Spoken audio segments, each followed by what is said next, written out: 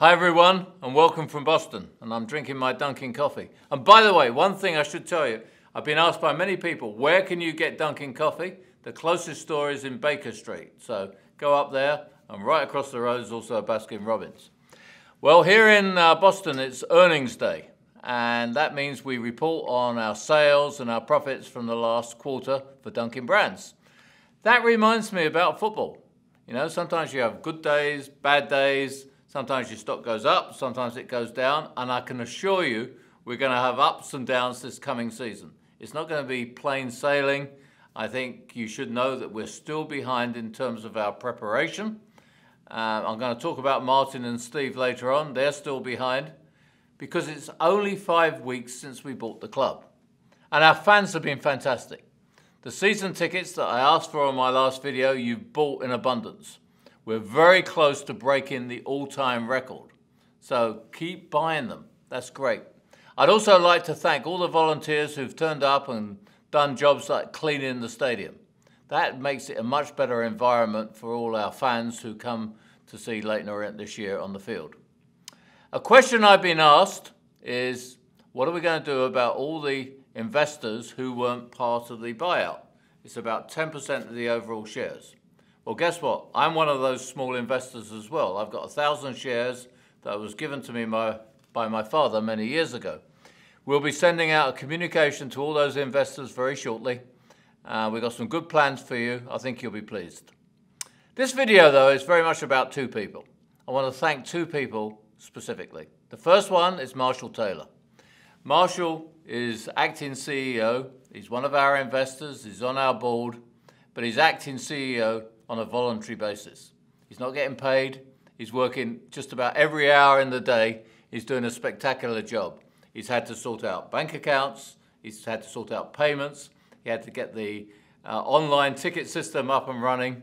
He's obviously supported by a whole enthusiastic group in the office, and they did a great job, by the way, during the early part of the summer. Marshall, thank you for everything you're doing. You're really demonstrating what a great chief executive can do.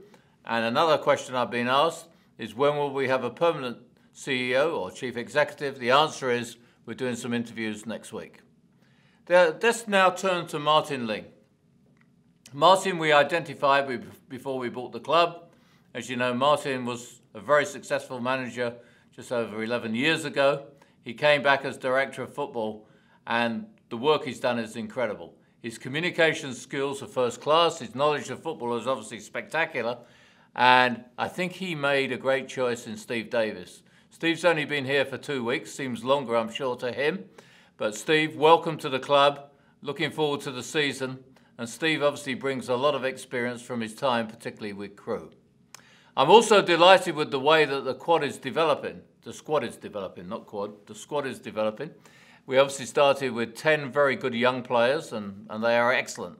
You know, it's interesting reading all the comments of some of the more experienced new players about the talent in our squad, but we're trying to get a blend between these young players and the experience that Martin has brought in. One thing I think is important for you to know, all these are Martin and Steve's decisions. They're not mine. Sure, they come to me and talk about it, but the accountability for football is Martin, the accountability for team selection is Steve, and that's the way we want to run it. You know, we don't want to be someone who's going to go in with our own ideas. We want them to be truly accountable for our success that we're going to have, I think, this year and the years to come.